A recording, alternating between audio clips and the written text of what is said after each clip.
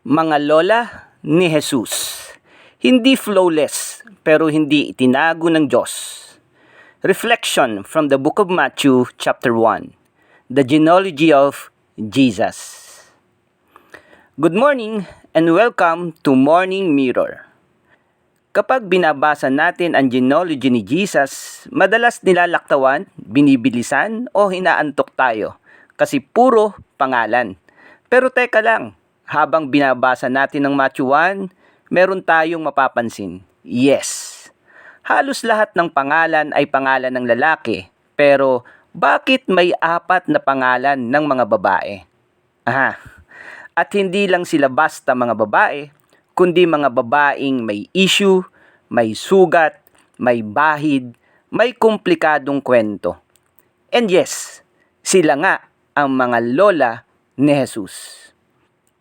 Kapatid, think about this. Kung gusto ng Diyos ng perfect family history, kaya niyang gawin. Pero bakit isinama pa si Tamar, si Rahab, si Ruth, at si Bathsheba? Bakit? Dahil yung genealogy ni Jesus, hindi lang para malaman kung saan siya nanggaling, kundi para malaman din natin kung sino talaga ang pinuntahan niya. Mga kapatid, hindi perfect ang family line ni Jesus. At hindi iyon tinago ng Bible. May incest, may prostitution, may scandal, may kahihiyan, may awkward history. Pero andun sila, kasama sa story, kasama sa kwento. At isa-isahin po natin ito at tingnan natin kung paano tayo makaka-relate sa reflection message na ito. Si Tamar, isang babaeng nasaktan, naisahan, hindi nabigyan ng dapat para sa kanya, at umabot sa point na naging messy or madumi ang paraan niya para makuha lang ang pangakong para sa kanya. Yes, hindi siya sumuko sa pangako. Ipinaglaban niya ito hanggang sa makuha niya. Kapatid, napakaraming pangako sa atin ni Lord. Magagandang pangako. And here's the reality. God is faithful to all of His promises. Ang tanong lang kapatid, handa ka rin bang ipaglaban ang lahat ng mga pangako ng Diyos na nakapangalan sa'yo?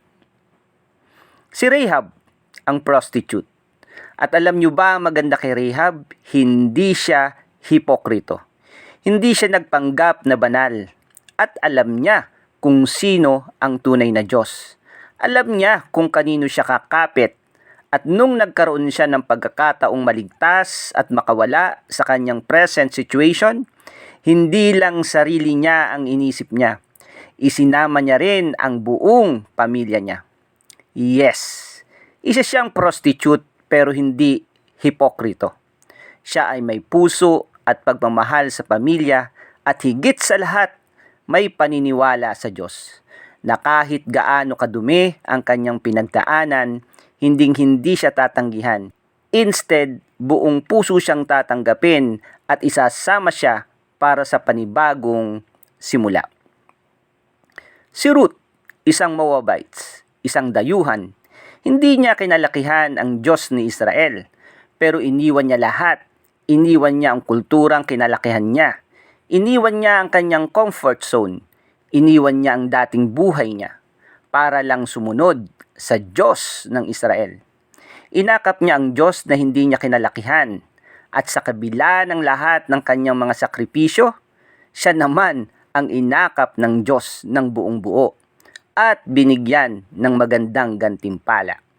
Kapatid, may mga bagay sa buhay natin na kailangang bitawan at iwanan, kailangang isakripisyo. Kung ito ay magiging hadlang sa pagsunod at pagsama mo sa Panginoon. Ngunit huwag kang mag-alala kapatid, sapagkat ang lahat ng ito ay may magandang gantimpala. Si Bathsheba, isa sa pinaka-awkward name sa genealogy. Hindi pa nga siya pinangalanan directly. Tinawag pa siyang asawa ni Uriah. Parang reminder ng sugat, reminder ng skandal, pero kahit ganon, hindi siya tinanggal sa istorya. Mga kapatid, napakalaking pag-asa nito para sa mga taong may past, may kahihiyan, may maling decisions, may sugat, may history na gustong itago. Kagaya rin natin mga kapatid, napakadami nating sugat, bubog, baho, kahihiyan, mga maling desisyon ng nakaraan, pero sa kabila ng lahat ng ito, andyan pa rin si Lord para tanggapin tayo at maging parte pa rin ng maganda niyang plano. Ang 4 na lola ni Jesus, hindi flawless ang kwentong buhay nila, pero hindi itinago ng Diyos. Kapatid, hindi nagkataon lang na dito mismo sa Matthew 1 ay inihayag ang lahing pinagmulan ni Jesus.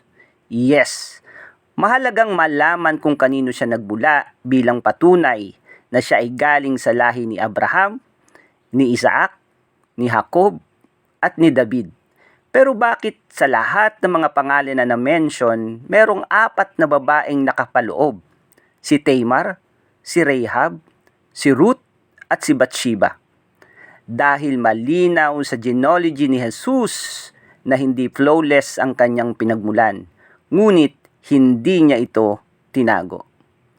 Kapatid, ito rin ang magandang pagsisimula ng ating pagsasama tuwing umaga dito sa Morning Mirror. Perfect opening din ito para sa mga kagaya nating broken people, struggling people, people with shame, people with messy history.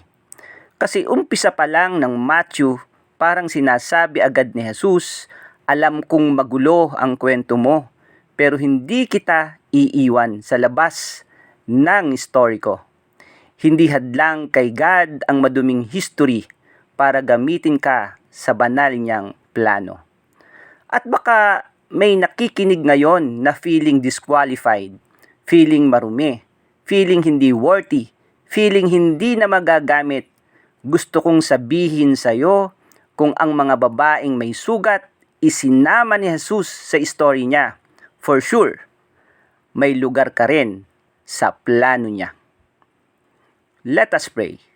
Lord, salamat dahil hindi ka lang Diyos ng perfect people, malilinis na tao, walang pagkakamali.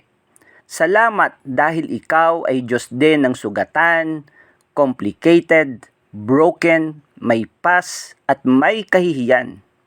Tulungan mo kaming maniwala na hindi pa tapos ang kwento namin at hindi hadlang ang kahinaan namin. At higit sa lahat, may plano ka pa rin para sa buhay namin. Sa pangalan ni Jesus, Amen. Kapatid, hindi itinago ni Jesus ang mga taong may sugat sa family line niya. Bakit? Dahil hindi rin niya gustong itago ka. Instead, gusto niyang ipakita sa iyo kung gaano kanya kamahal at handa kanyang tanggapin sa kabila ng lahat. Kapatid, ikaw na lang ang hinihintay niyang lumapit at tanggapin siya. Amen.